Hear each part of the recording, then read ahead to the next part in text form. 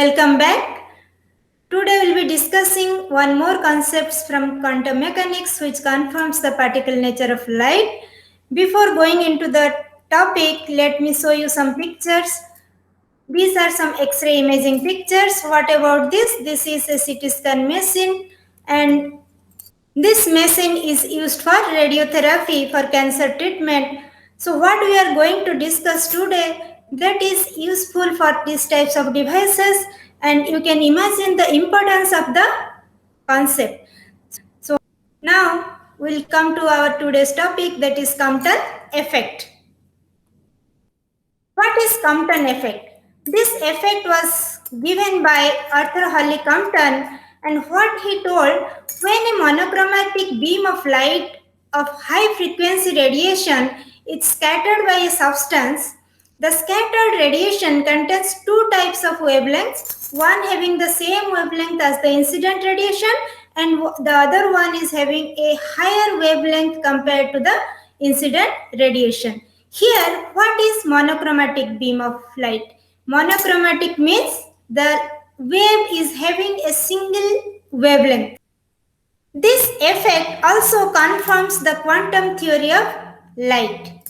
Now, let us see what is this effect. You can see two balls over here. This is a larger ball, this is a smaller ball. So when this smaller ball is at rest and this larger ball is coming with some velocity and hitting the smaller ball, what will happen? This is a daily life example, right? Here, after this ball is heated by the larger ball, it will move in some direction, and what will happen to this ball again? So this will also move in some other direction. This is one of the collisions. There are different types of collision, but what I have shown you, we will be considering this concept to explain our effect. So whenever a particle is at rest and some high frequency radiation is coming and hitting the things, they will be deviated in two different directions, right?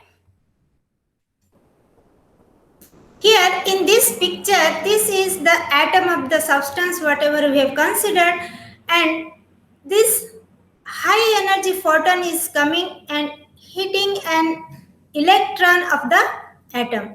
So once that electron is being heated by this high energy photon, what will happen? It will take part of the energy of the incident photon and it will be scattered in this direction, and this photon will move in some other direction with its rest of the energy. So here a photon collides and interacts with a stationary electron. The photon will transfer part of its energy to the electron, and the electron will move off along some direction because it gains some kinetic energy from the incident photon, and the scattered photon will move with a smaller quantity of energy because it has already given a part of its energy to the electron and it is moving with a smaller energy. And as we all know, energy is directly proportional to frequency or inversely proportional to wavelength. So the frequency of the scattered photon will drop while the wavelength will increase.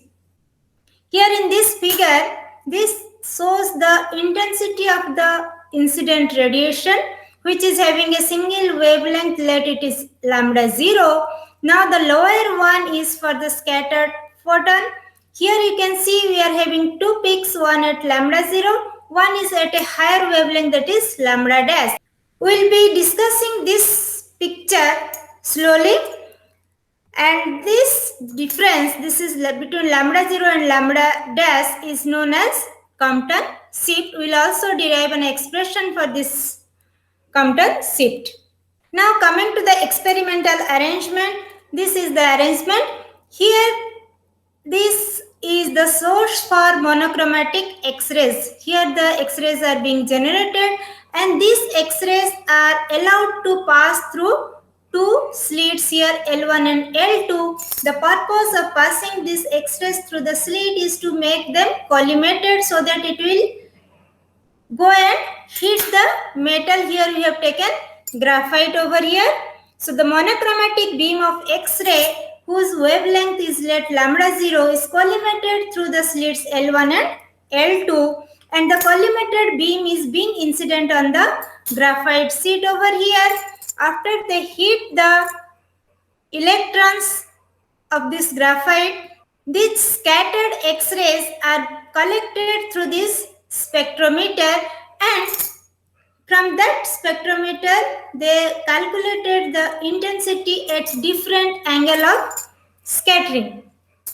So here this angle is theta, and if we'll put this spectrometer at different places, this theta will vary from 0 to 180, and they measure the intensity at different positions. Now these are some of the pictures what they have plotted at different angle of scattering. This is at theta is equals to 0. That means if we'll keep the spectrometer straight over here, that is along the incident direction, that is theta is equals to 0, we'll be getting only one peak that is at the same wavelength as the incident beam. Now this is at theta is equals to 45, where they are getting two peaks. This is for theta is equals to 90 and theta is equals to 135. And we will see how this shift is coming for different angles. Here if you can see, there are two wavelengths. One is at lambda 0 and the other one is at lambda dash. Lambda 0 is same as the incident wavelength, and that component is known as unmodified component. Here this component is having the same wavelength as the original photon, and the other one they are getting at a higher wavelength at lambda dash, and that component is known as modified component. Before going into the derivation for Compton shift, we'll see what are the assumptions considered for these derivations. Here, the first assumption is the X-ray radiation is quantized. What we have seen is quantized means they are having discrete values of energy. And the second one is the collision is relativistic and elastic. What is the meaning of relativistic? It obeys the laws of relativity given by Einstein. And elastic collision, you must have read about the different types of collision, elastic, non-elastic, etc. Here the collision is considered to be elastic. What is the meaning of elastic? It should obey the laws of conservation of momentum and energy. So these are the few assumptions what they have considered for the derivation of this shift. Before going into the derivation, now I'll show you the notations what I have considered for the derivations.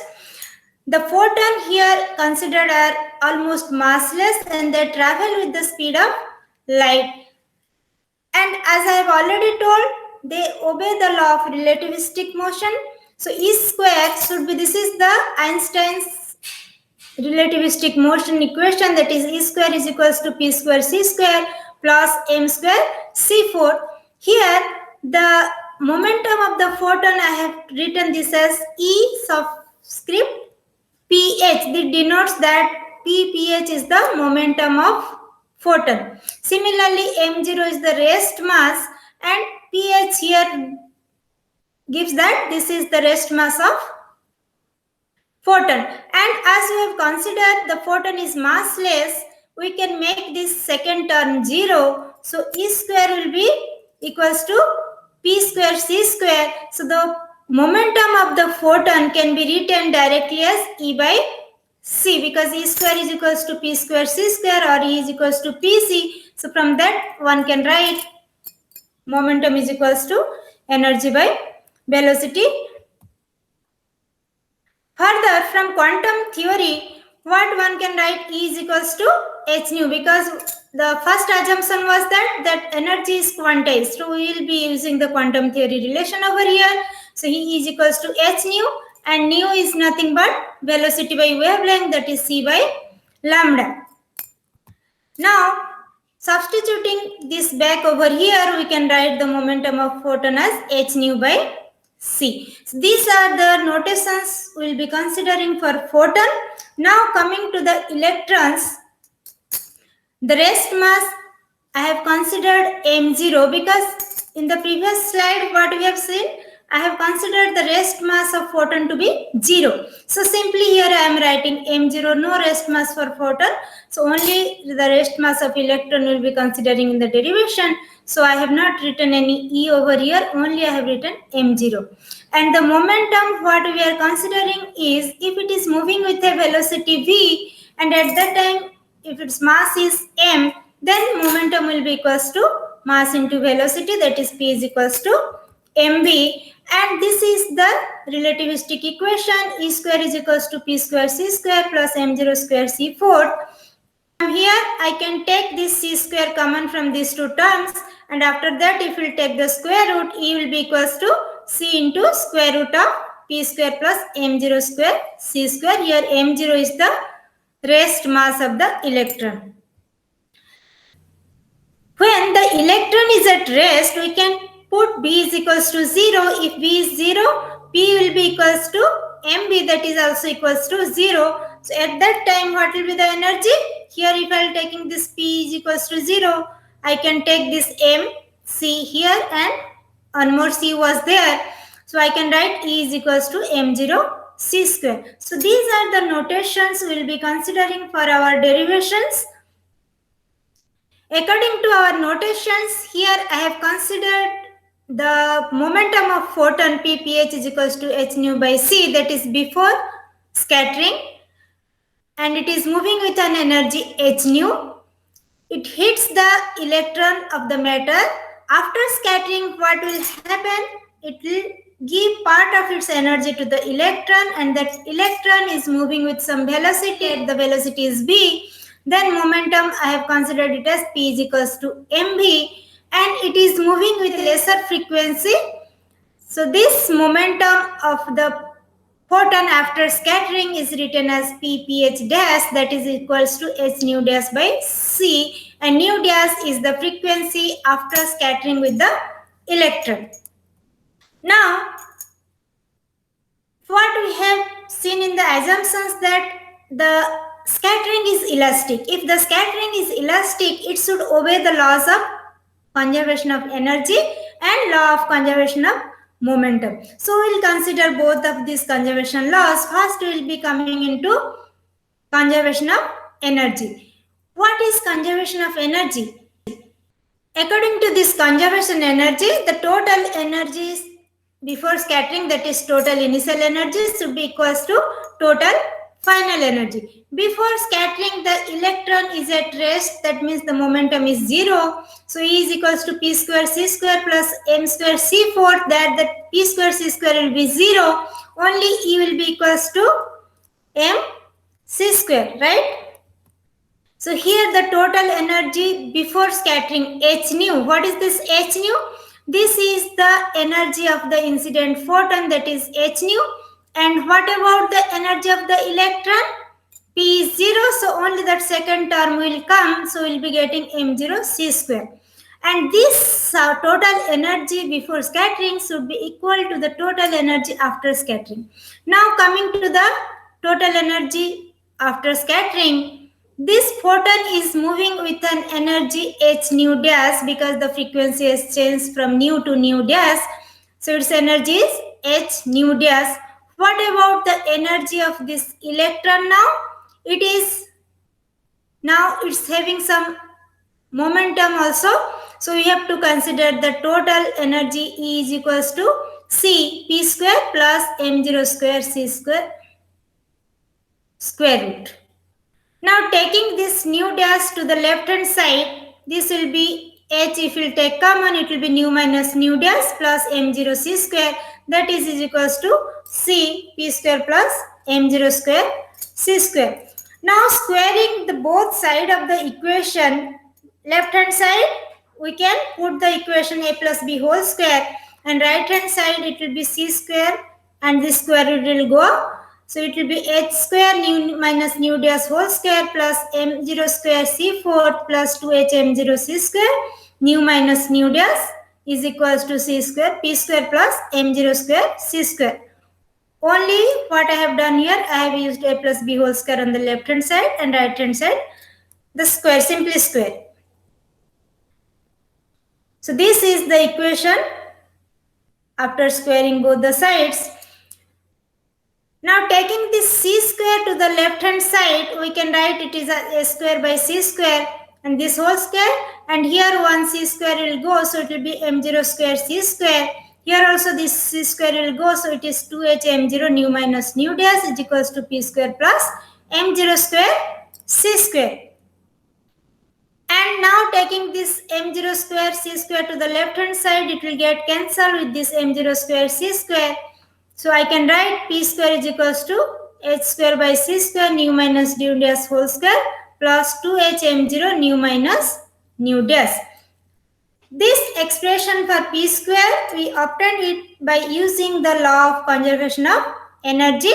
This I am marking as equation 1 because we will be considering this equation later in our derivation.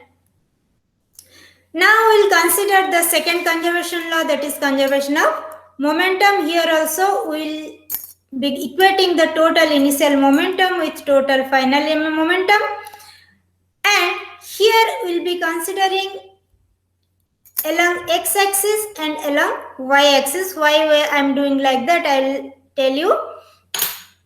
Because momentum is a vector quantity, this I can resolve into two vectors, one in the x direction and one along y direction. Similarly, this also I can break into two components, one along x-axis, one along y-axis.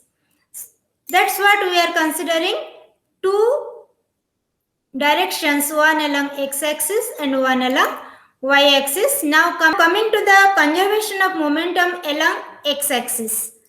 X-axis, if we will consider the momentums before the collision, what we can write, because this electron is at rest before collision, so its momentum will be equals to 0 because velocity is 0, so it will be 0, and this momentum is equals to h nu by c. So along x-axis before scattering, the total momentum is h nu by c plus 0. What about after scattering?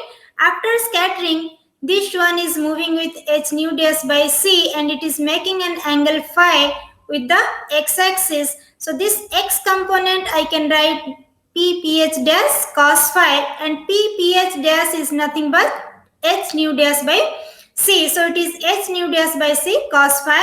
Similarly, for the electron, it is moving with an velocity v. Its momentum is p is equals to mv and it is making an angle theta with the x-axis. So the x component will be equals to p cos theta. Finally, we are getting along x-axis, this is the momentum after scattering and this is the momentum before scattering. Now taking this term to the left hand side, this will be h nu by c minus h nu dash by c cos phi is equals to p cos theta. This I am taking as equation 2. The first one we have taken 1. Now coming to the momentum along y-axis. So before collision, what is the momentum along y-axis? Can anyone tell? Before collision, there is no momentum along y-axis because this is moving along x-axis and this is at rest.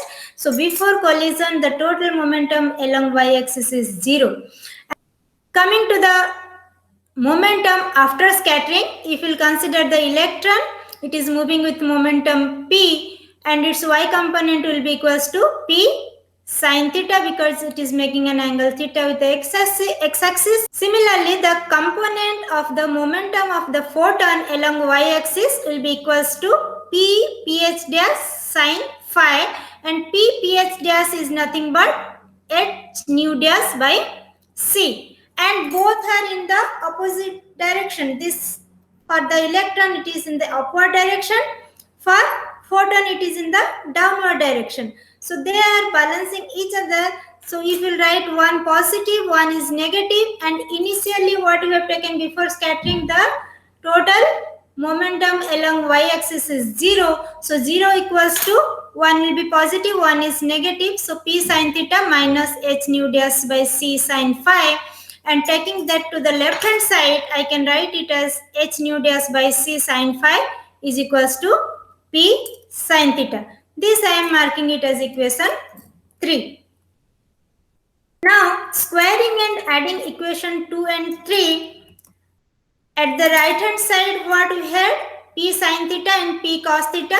So simply I have squared them and added and written over here. Left hand side whatever the expression we had obtained, I have just squared them and added it over here. So here in the left hand side, P square can be taken common.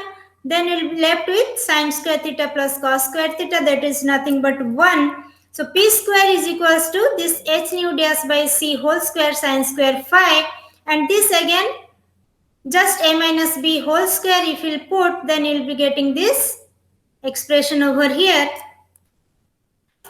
Again here this term and this term I can take this h nu dash by c whole square common, then I will be left with sin square phi plus cos square phi, that is 1. So it is h nu dash by c whole square. This is h nu by c whole square minus this term. So finally taking this h by c whole square, because if you can see here also h by c whole square is there in all these three terms, they are having h square by c square, so that I can take out. So inside the bracket I will be left with nu square from here, nu dash square from this term, and here it is 2 nu dash cos phi. This is the expression for p square obtained by using the law of conservation of momentum. Already one more expression for p square we have obtained by using law of conservation of energy. Let me write down the equations what we have obtained. This is the equation for p square what we obtained from conservation of energy, and from conservation of momentum we obtained p square as this expression. Now I can equate these two equations and write down over here. Now we'll see by rearranging these things what we are getting. Here from the left hand side, if I take h square by c square common, that will get cancelled with the h by c whole square on the right hand side. What I will be left with?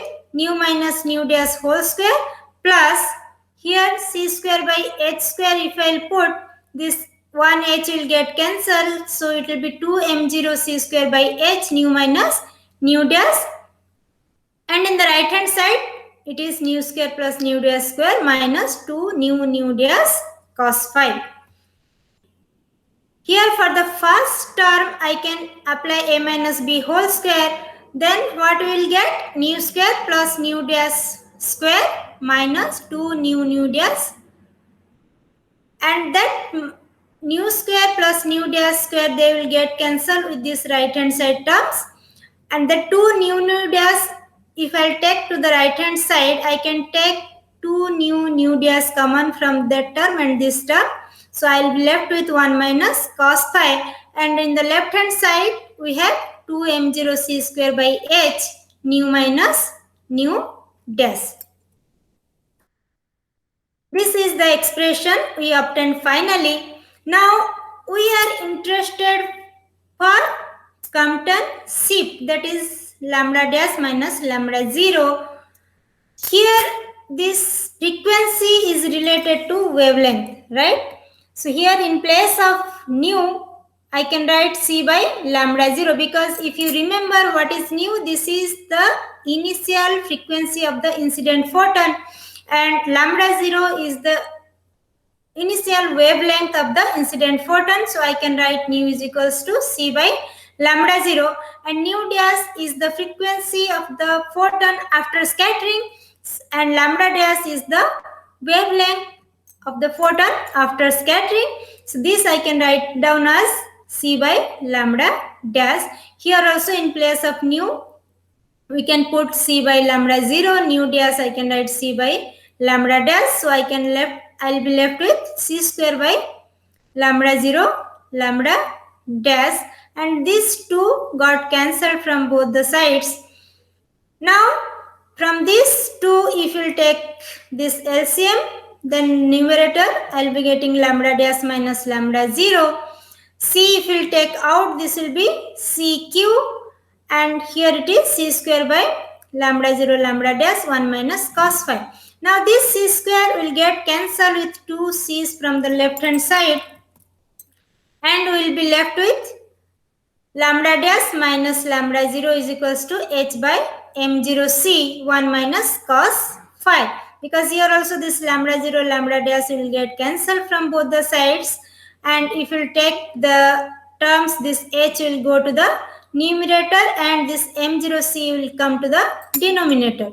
So this is the expression. If you can recall what is Compton shift, that is the difference between the modified and unmodified component, that is lambda dash minus lambda 0, and that is written as delta lambda. It is equals to h by m0 c 1 minus cos phi.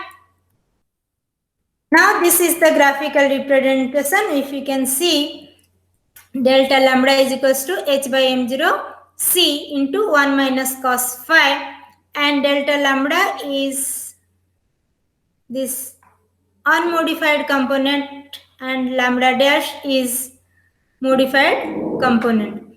This upper one is for the incident photon before scattering. It is having only one peak, that is at lambda 0, and the lower one is after scattering. It is having two peaks, one at lambda 0, one at lambda dash.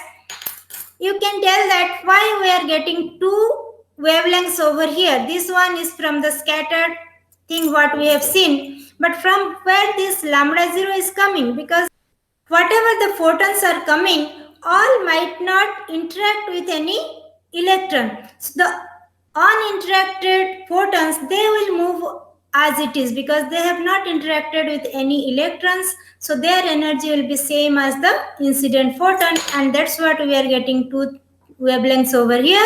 One is for the photons which move unscattered, and this one for the scattered photons.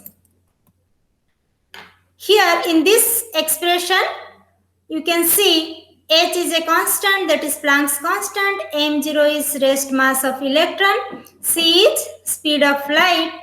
So what delta lambda or the Compton shift depends on is only the angle of scattering. So at different angle of scattering, the value of delta lambda will be different. And this constant, if you will calculate by substituting all the values for these constants, you can obtain this as 0.024 angstrom, and this is known as Compton wavelength. From here you can see the Compton shift depends only on scattering angle. Now we'll see the variation in Compton shift depending on the angle of scattering. Here the first column shows you the different angles of scattering, and right hand side are the corresponding Compton shift. When the scattered angle is 0, cos phi will be 1, so 1 minus 1 will be 0, and delta lambda will be 0. Similarly, for rest of the values, one can just put the values of cos phi over here, and this constant we have already calculated. So this is simple calculations, you can obtain these values, and these are the experimental results for different angle of scattering.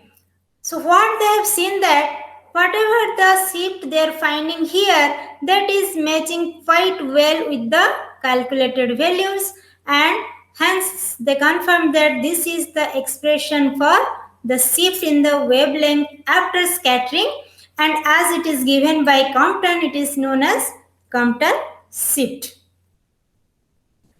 Thank you all for your listening. We will continue our discussion in the next class.